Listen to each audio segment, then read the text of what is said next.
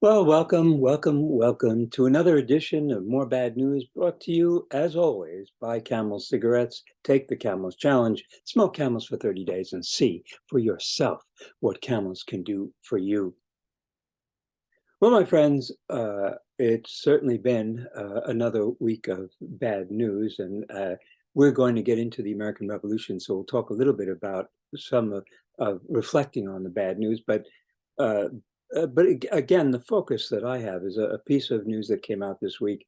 I think I said before that 30 years ago, 1,700 scientists came together to issue a formal warning to the world, saying that we were on the road to extinction and that we had to attend to our addiction to fossil fuels. And since then, 40%, we have increased emissions by 40%. We haven't decreased, we haven't even gone in the right direction at all. I mean, for all of the things that you see, electric cars and these things, everything is worse than ever. And this week, another group of scientists issued a warning saying that there is a 90% chance that our civilization is going to collapse within the next couple of decades. So the scientists who are very timid about predicting the future, are now a little bit more comfortable saying that we are really done for. I have said before, one of the themes of the show has been that we move into the future with our backs turned towards it. We don't know what tomorrow will bring. On September 11th, you don't know that September 10th, you don't know that on September 11th, the world is going to change. You're unaware of that. And even the people who are plotting to, for 9/11, they don't know what the results are going to be. So we go blind into the future. Our vision is turned towards the past. We can only see the things that have already occurred. We can't see the things that are coming, with the exception of death. I mean, we know that that individuals die and species die, and 98, 99% of all the species that ever existed on this planet are now extinct. If you're not extinct, you're one of the lucky survivors of 5 mass extinctions. We're in the midst of the 6th now. So this really transforms the way we ought to view history. And history can only be understood from the present. So that a lot of the history books that I grew up with was like The American Pageant, or the one that I ended working with was, Give Me Liberty, which is all about the story of the American efforts to define what liberty means, what this word means, what the concept means. All of this is like to say that we have a past and we have a future. And if you don't have a future, then the past really changes in complexion. However, you still can look at the past. So one of the things that I was fortunate enough to study Gemara Lishma. You study the Gemara for its own sake, not to become a rabbi or a lawyer or anything like that. It is the universe was created so that Torah could be studied. This was the ideology, the theology, and therefore it was its own benefit. You weren't doing to sharpen your mind or for anything, just for its sake alone. And that certainly is still here. We can still gaze at the universe, and we can still look at history for its own sake. But we can also look at the history, at the past, in order to try to understand a little bit better about what is happening, about the nature of our organization, and etc. And especially the revolution. We are in the midst of a revolution. We're in a revolutionary era. As I've said before, the American Republic ended in 2016, despite what people think that it's still around here. But the American Revolution, let's start there, was a war against Britain, right? The war against Britain, and it was a civil war in the colonies between the Patriots and the Loyalists. And the Loyalists really lost out in this, because at the end, they would have to flee either to Canada or to England.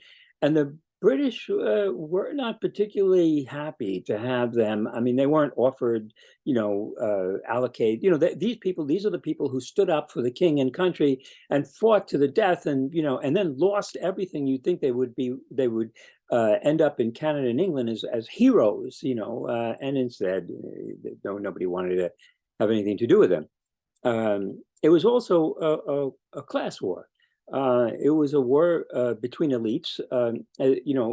Remember that there is this belief that there's a great chain of being, that there's an order, and that people who are rich and powerful are rich and powerful because that's where God placed them in the order of creation.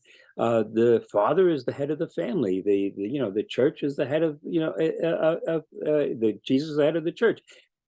There's an order, and the American Revolution, you had not only small landowners challenging the elites, you also had slaves and workers all actually getting together and challenging the order. And there was one of the reasons why the elites were so terrified was that it looked like civilization itself was collapsing here in the Americas, where ordinary people, even women, and in the American Revolution, one of the boycotts all had to be organized and run by women, because if you want to boycott British goods, the women are the ones who have to darn the socks and make the things and make do. They're the ones who go shopping at the stores. So women then became engaged in political activity, and this was, of course, hilarious to the British. Their cartoons, they showed women, acting in politics. It was an absurd thought. Women were politically powerless. They didn't vote, and they really didn't have any authority. Women were, when they were married, their husband then became, owned all of their property, and in divorce, the husband usually had the greater claim to the rights of the children. It was entirely on the side of men, although in the colonies, women had more rights than they did in Europe, and the trend was in that direction. But it was also a revolution. Why it was called a revolution was that it really was a turning over of monarchy. In monarchy, what you have is the monarch who is divinely ordained. That is, God appoints the monarch. He is not elected from below. And you're replacing the monarchy, Your Highness, how may I serve you, with a democracy. This is not really a democracy. It's never a democracy. There's a small group of people who can vote. So what you have is a republic, but it is definitely different from a monarchy. Here you have sovereignty comes from below. That is, however small the franchise is, a group of people elect their leader. Their leader is not appointed from God. Sovereignty doesn't come from above. Sovereignty comes from below. So the American Revolution really represented all of these kinds of conflicts. I wanted to take a couple of minutes just to end this with the beginning of the American Revolution in Lexington and Concord, which was April 19th, 1775. And so, the story is, Paul Revere, that General Gage in Boston sends out 700 dragoons. He wanted to send them out so that they would march at night and arrive so nobody would know that they were coming. They were sent to Lexington and Concord to confiscate caches of militia arms. He was a little nervous. I mean, things were heating up, and these arms were there, and he thought he would nip it in the bud and go out there and just collect these weapons and bring them back. So the redcoats are coming, and you get these Minutemen, the equivalent of MAGA Minutemen, who appear on the green in Lexington, and they are going to, they're not going to let the British confiscate their militia casters. You can take my gun from my hand, from my cold, dead hand, and as soon as the 700 dragoons, imagine a force of 700 Navy SEALs. I mean, trained killers, fully armed with them, but men who they're trained to march into lead flying around them, and they're the most ferocious warriors on the face of the earth. And they're facing these guys, these farmers, who on weekends they get a case of beer and they go out into the woods and they shoot off their AKs, and they vow that they're going to prevent the New World Order from taking over, and and then they're confronted with these this force, and they, the lieutenant came out. He said, disperse, ye rebels, and they were going to disperse. This is the shot heard around the world. Nobody knows exactly, but this is how I imagine it happened. There's this one guy there. They're all terribly frightened, by this show of force of these dragoons. They realize that they can't stand up to this, and so they're going to disperse when somebody drops his musket and it fires, and then those dragoons, they're not going to wait around. They just aim and fire into the crowd, and they kill a whole bunch of them. And that's 5 minutes, and they march on to Concord. And there's no real resistance. However, on the way home, they have to march through. It's 20 miles. It's going to take them a better part of a day to march, from Lexington and Concord back to Boston. And in the meantime, locals are coming out with their muskets and taking pot shots at them, and something like 240 of them were injured or killed on the way home. By the time they got back to Boston, everyone understood that the revolution had begun seriously. Here in the United States, what we're now witnessing armed